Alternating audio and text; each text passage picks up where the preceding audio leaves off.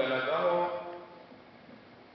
bashaka kumva ijambo ry'Imana, naho we akaba ahagaze ku nkombe y'ikiyaga cya Genezareti.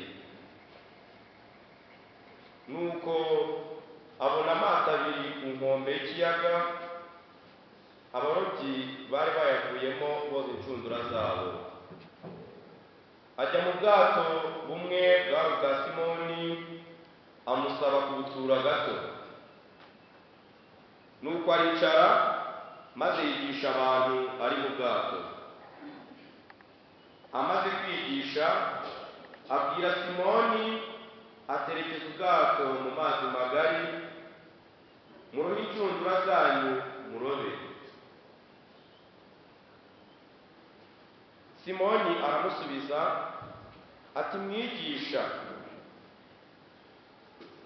twagose ijoro ryose ntitwagira icyo dufata, ariko ubwo ubivuze ngiye kuroha inshundura.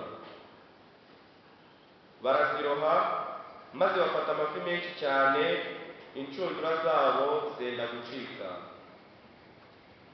Barembuza bagenzi babo bari mu bundi bwato ngo babafashe. Baraza buzuza amato yombi bigeza aho yenda kurohama.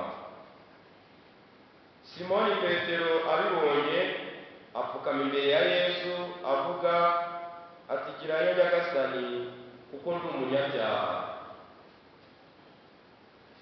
Iyo ni ivanjili ntagatifu. Ugasingizwa Kristo.